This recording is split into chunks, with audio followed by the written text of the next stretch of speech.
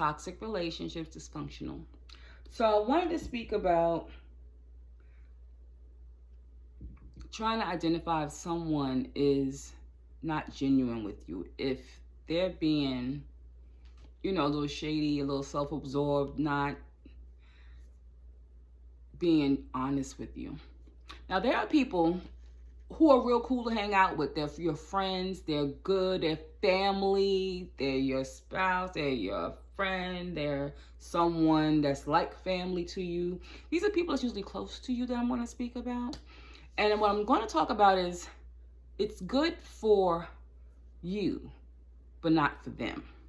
So there's a thing to be mindful of if you're trying to pick out, does this person mean me well? If you're around a person who has some self-absorbed issues, whether you recognize it or not, or you think, it's not a big deal, if they can see you suffer and be okay with that, that's a problem.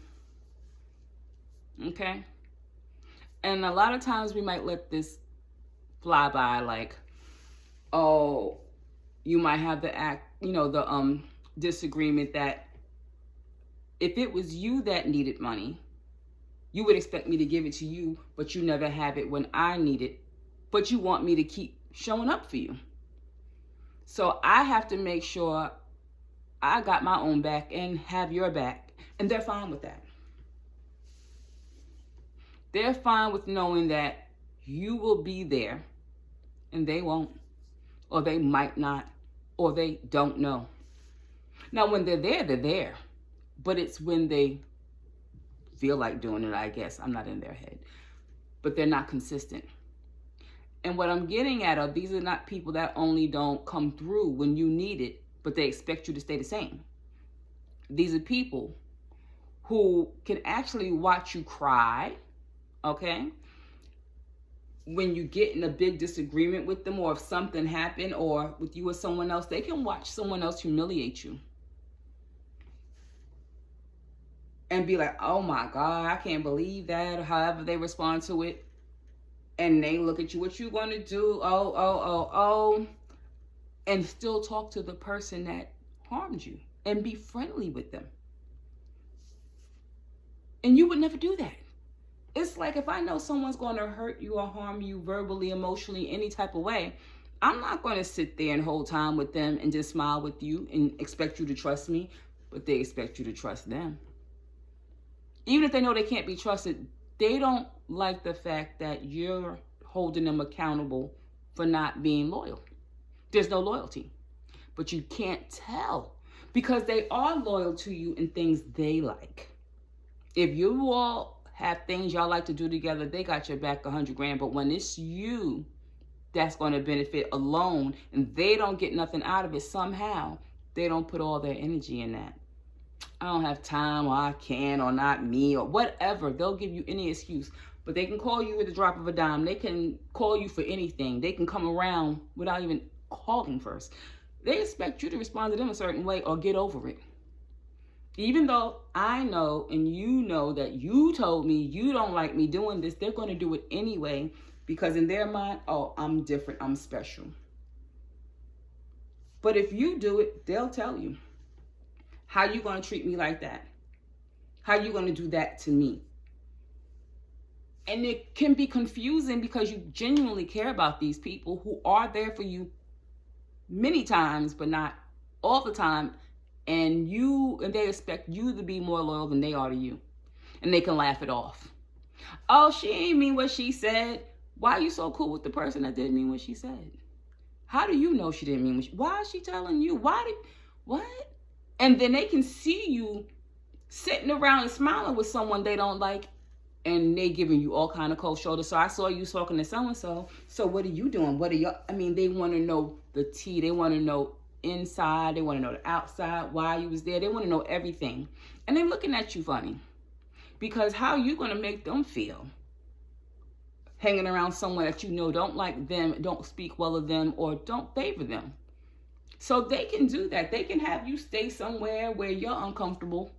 Oh, you can lay right there, or you can sit right there. And they would never sit there.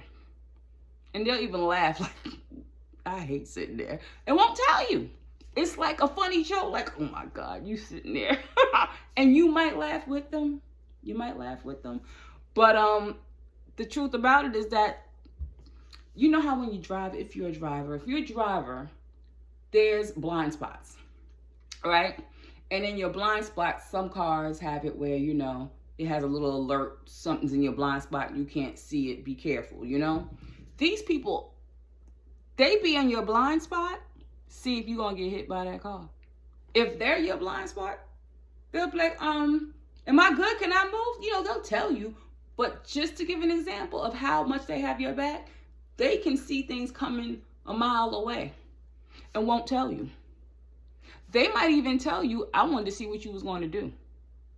Instead of preparing you for what might happen or intervening so you don't get in that situation, they will actually watch the whole thing occur and be like, I knew that was going to happen. I want to know what you was going to do. It's like, and it's very confusing, especially if you don't come from loyal people. If you don't come from a close family who are protective or just a group who are protective, you don't know what being protected feel like. If you don't know, it's easy to befriend, date, hang out, be friends like family with someone who really don't have your back. And you don't even know it. So a lot of these people will suggest things for you to do that they would never do. Okay? They might say, oh, well, we can take, you can take this bus here, you can take that plane. You know, they'll give you ideas of how you can do something. You say, well, when did you do? Oh, I wouldn't do that. I don't take this. I don't do that. You asked for you, not me. They'll be straight up. That for you, these things are options, but for them, it's not. So when you're around someone who sees themselves, they're helpful, they're giving, they're all these things, but you're unequal. What's good for the goose ain't good for the gander, okay?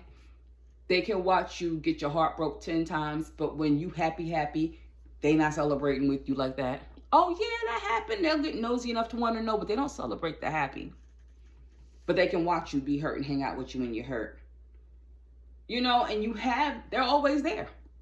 Even if they're not giving you 100%, they're always there. Giving you whatever little bit they're going to give you. And you take it because you're accustomed to having that because you don't know what being protected and loved and cared for is about. Or if you do, it could be a case where you don't have many options and you just need someone. But that's a tough position because these people will have you thinking they got you and they will put you in positions that they could never handle. They will watch you be so uncomfortable or so unhappy, but it ain't happening to them, so y'all good. But it won't be the other way around. Never. How they feel, what they want always matter. How you feel, what you want can always be adjusted. You can put up with it. You can wait. You can always do better. You can always do less. You can always stop. But them, no. This is how I am. This is what I do. And this is how I do it.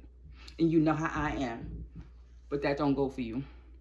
So just think about that. Everything is not being naive or lack of self-esteem. Sometimes you're not raised around love, care, protection. Many of us, and we don't know it when we get these friends and they have these great ways about them and we overlook a little couple of things.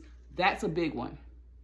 What's not good enough for you is good enough for me. That's not a good thing. That's toxic. And they can change that and you can help them or you could make other decisions. It's up to you. But in case you was wondering, yeah, that's trifling. That's not a good way to be. So just letting you know, look out for yourself if the people around you don't have your back. You know, do you need them? You know, there are people like you. If you feel you're a pretty good person and you'll do well, there are people like you. Just got to be open to different people. But not to throw away everyone because you don't want to get rid of everyone. You just want to be mindful not to let someone treat you like that. Make boundaries. If it's good for you, then it's good for me. If it ain't good for you, it ain't good for me. You don't do for me less than you would do for you. You have to make some boundaries, even in your loving relationships that you feel you don't have to talk. I wanted to put that out there because that's a common theme many people go through, and it's confusing, especially when you love someone from your heart as your friend or your relative. Okay?